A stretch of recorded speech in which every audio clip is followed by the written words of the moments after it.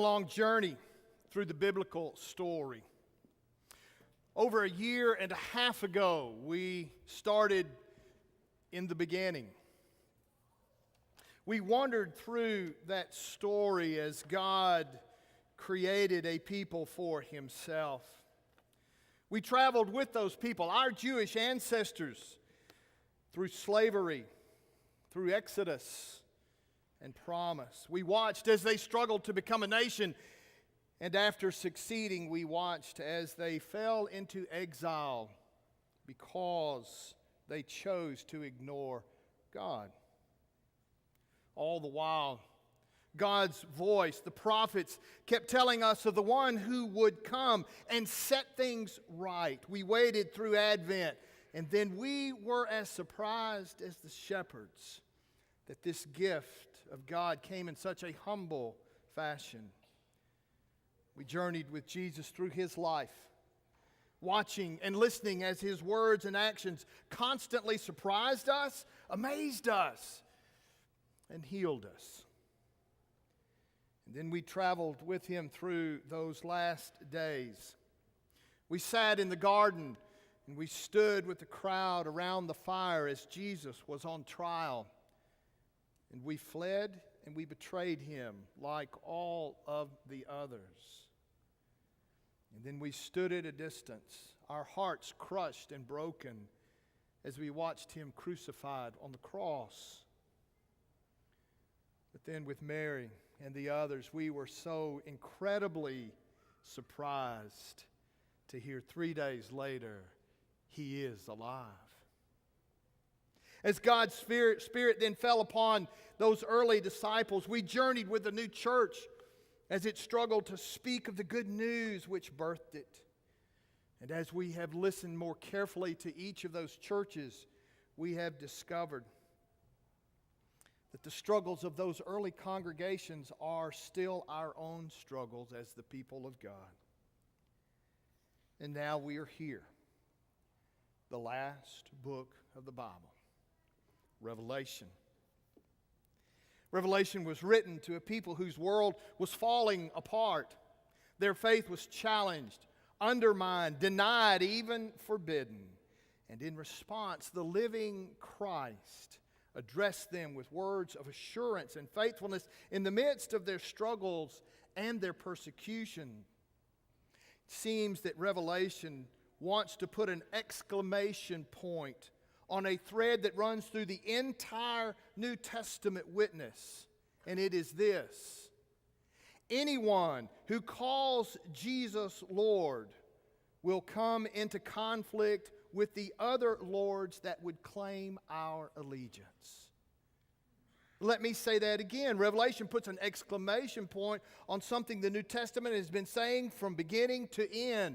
Anyone who calls Jesus Lord will immediately come into conflict with the other lords that claim our allegiance, whether they be the idols of economic success, social status, or even just simply personal safety. John writes to tell us that the promises made by these lords are empty. And then, as now, the living Christ walks among His people, looking for the faithful who are engaging in acts of love and service out of a self-giving life. And this living Christ says to them, all the power you will ever need to be victorious in your struggles against your enemies is offered them in the Lamb's presence with them. I used to ask when I teach this class, the book of Revelation, when we get to a particular point, I ask you, what is your most powerful image? If you were to create some mascot for a team or a group, what powerful image would you choose? And people, there are certain animals and there are certain images that come to our mind about power and strength and strike fear in the hearts of our opponents. Let me remind you that the image God chose was a dead sheep. You see, Revelation is more so about proclamation than prediction. What it proclaims in a world that offers competing gods is that there is only one true God who will triumph. Only one. And yet some days we wonder. I was eating supper with my wife and my mother-in-law Friday night. It had been a difficult week, and so we went to the Mexican restaurant in Rocky City, Lake Top. We sat down and I looked up on the screen, and suddenly I became aware that there was breaking news in Paris. And we have watched, have we not, this weekend, as 7 terrorists again try to tell us that the power they wield of violence and unpredictability is the power that needs to control our lives. And we've watched as 129, at least counting, folks have given their lives because somebody chose the God of violence. And sometimes we wonder, and the times in which we are living has caused many people to ask, who is in control of this world anyway? Now, the church just quickly, sometimes without thinking, we say, oh, God's in control. And it just rolls off of our tongue, just simply. But maybe the better question to ask and to answer is not as who is in control. God is in control. But what does it mean to say God is in control? That is the question. And so Revelation begins. And it begins and ends the text that we read today with a lofty proclamation. The one who is and who was and who is to come takes us all the way back to the beginnings of that story. I am who I am. And then it ends in verse 8. I am the Alpha and the Omega, the Almighty. It just simply raises that to the heavens, and it says, I am here and I am God and I'm always going to be God. But then in the middle, look closely. First in verse 5, by his blood, the text tells us. And then in the middle of verse 7, those who pierced him. You see, between the heights of Alpha and Omega, the beginning and the end, there is suffering. If we want to know something about God, if we want to know how God is in charge, John tells us, look at Jesus. Jesus gives us the shape of God, and because he is the faithful witness, which means he is the best witness, he is the ultimate witness, we can trust that what we see in Jesus is what we know of God. How God acts has been revealed in the life of Jesus. And so, as we look then at Jesus' life, as we look at what Jesus did, as we looked at how Jesus lived among us, we discover that God acts not with power, not with control, as do all of the other lords which tempt us. But God is in control as the slain lamb. Or as Lisa read for us out of the prophet Isaiah, the suffering servant. Revelation is fundamentally about the character of God. And what it teaches us is this, is that when you and I, as created human beings, follow our own desires, and when we follow these other gods who are empty, things do not go well. In fact, death and destruction of all kinds follow. And they would overwhelm us were it not for the intervention of the grace of God. And How does God intervene? With all the power of that dead sheep.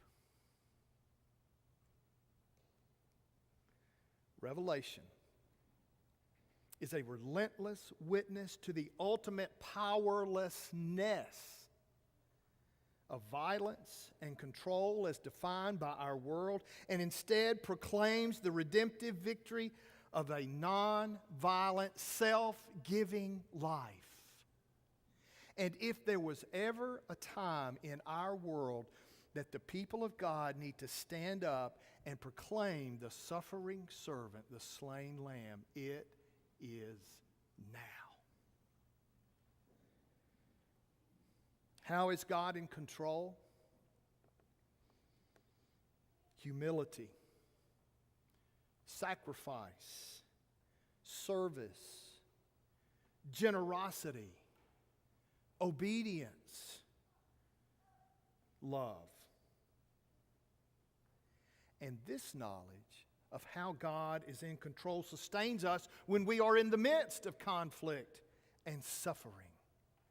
It's not a matter of why, it's simply a matter of who. God, be with me. That knowledge is grounded, as John says in these opening words, in Christ's own suffering on the cross, and the certainty that ultimately God will rule over all that now opposes God's reign of peace. As he says in the end of the book, he will wipe every tear from their eyes. The implication being, though, that there will be tears in our eyes. John's is not an escapist theology. The book of Revelation doesn't tell us how to get around stuff. It tells us who's going to be with us as we go through stuff. He knew that his people would indeed face suffering, but their suffering and their faithfulness have meaning because that is how God in Christ lived his life among us. They are then to be a witness to the suffering love of the Lamb. And it is that proclamation, that witness, which wins the victory. Revelation is indeed a word about God for us today. The closing verse of our reading has Jesus famously declaring that he is the Alpha and the Omega, the A and the Z, the beginning and the end, the dawn of the world and its dusk. Or to say it another way, in the beginning, God. In the end, God. But also in the middle and in the midst of life, God. Walter Brueggemann has suggested that the primary challenge facing the Christian church in North America today is that for many of those church people, God is no longer the primary actor in their lives.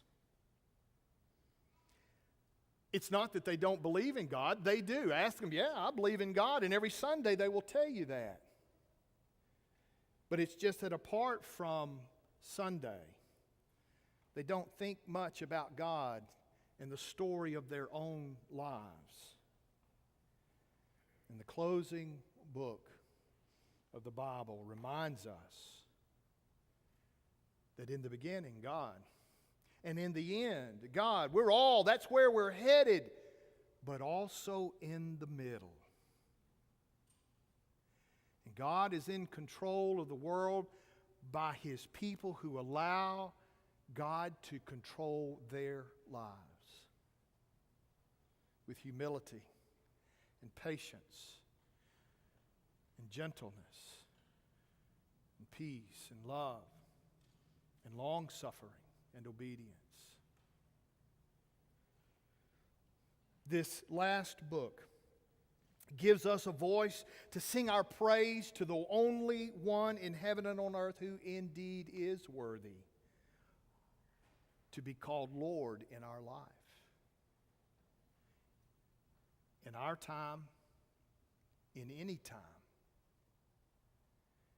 Thanks be to God.